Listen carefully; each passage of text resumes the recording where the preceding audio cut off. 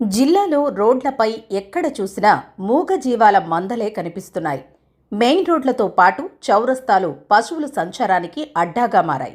అవి రోడ్లపై అడ్డదిడ్డంగా నిలబడి వాహనాల రాకపోకలకు తీవ్ర అంతరాయం కలిగిస్తున్నాయి. పార్కింగ్ ప్రదేశాలను ఆక్రమిస్తున్నాయి. వచ్చిపోయే వారిని పొడుస్తున్నాయి.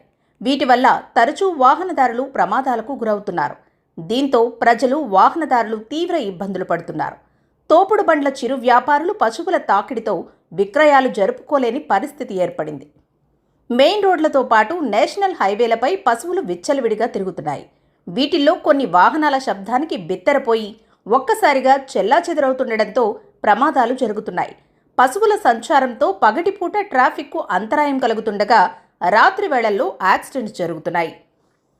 అయితే నగర పురపాలక సిబ్బంది ఎప్పటికప్పుడు చెత్తను తొలగించకపోవడం వల్ల కూడా పశువులు యథేచ్ఛగా కూడళ్లలో తిరుగుతూ ప్రజలకు ఇబ్బందులు కలిగిస్తున్నాయి. చెత్త కుప్పల్లోని వ్యర్థాలు, ప్లాస్టిక్ కవర్లు తదితరాలను తింటూ అవి రోగాల బారిన పడుతున్నాయి. ఒకప్పుడు ప్రతి పంచాయతీ, పట్టణ పాలక సంస్థల్లో బందెల దొడ్లుండేవి. వీధుల్లో విచ్చలవిడిగా తిరిగే పశువులను బంధించి వాటిలో ఉంచేవారు. యజమానులు జరిమానా చెల్లించి తమ పశువులను తీసుకువెళ్లేవారు. బందెల దొడ్ల నిర్వహణకు వార్షిక బడ్జెట్లో కొంత మొత్తాన్ని కూడా కేటాయించేవారు. దీనివల్ల రోడ్ల మీద పశువుల సంచారం చాలా వరకు నియంత్రణలో ఉండేది.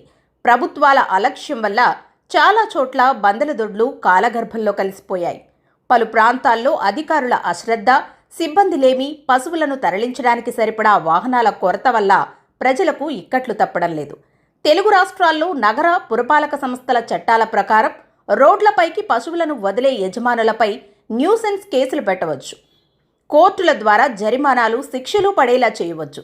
చాలామంది అధికారులకు ఈ చట్టాల పట్ల సరైన అవగాహన, అమలుపై శ్రద్ధ లేవు. వాస్తవానికి రోడ్లపై వెళ్లేవారి ప్రాణాలకు ముప్పుగా మారిన పశువుల విషయంలో వాటి యజమానులపై పోలీసులు కేసులు పెట్టవచ్చు. పశువులను రోడ్లపైకి వదిలి అవి గాయాల పాలయ్యేందుకు కారకులైన యజమానులపై జంతుహింస నిరోధక చట్టం 1960 ప్రకారం పశుసంవర్ధక శాఖ అధికారులు చర్యలు తీసుకోవచ్చు. అయితే తెలుగు రాష్ట్రాల్లో ఇలాంటి దాఖలాలు పెద్దగా కనిపించవు. మరోవైపు గ్రామాల్లో విచ్చలవిడిగా వదిలేస్తున్న పశువులు ఇతరుల పంటలను మేసి ఆర్థిక నష్టం కూడా కలిగిస్తున్నాయి. అయితే పట్టణాలు, నగరాల్లో పశువుల సమస్యలను పరిష్కరించాలంటే అవసరం మేరకు స్థానిక సంస్థలు బందెల దొడ్లను ఏర్పాటు చేయాలి. వాటి నిర్వహణకు నిధులను, సిబ్బందిని, వాహనాలను సమకూర్చాలి. జరిమానా మొత్తాలను పెంచితే పశువులను రోడ్లపైకి వదలడానికి యజమానులు జంకుతారు. ఇక రోడ్లపై చెత్త, ప్లాస్టిక్ వ్యర్థాలు లేకుండా పారిశుద్ధ్య సిబ్బంది ఎప్పటికప్పుడు తొలగించాలి. హోటళ్ల నిర్వాహకులు కూడా ఆహార వ్యర్థాలను వీధుల్లో పారేయకుండా చర్యలు తీసుకోవాలి. ప్రజలు సైతం రోడ్లపై తిరిగే పశువులకు ఆహారం అందించడాన్ని మానేయాలి.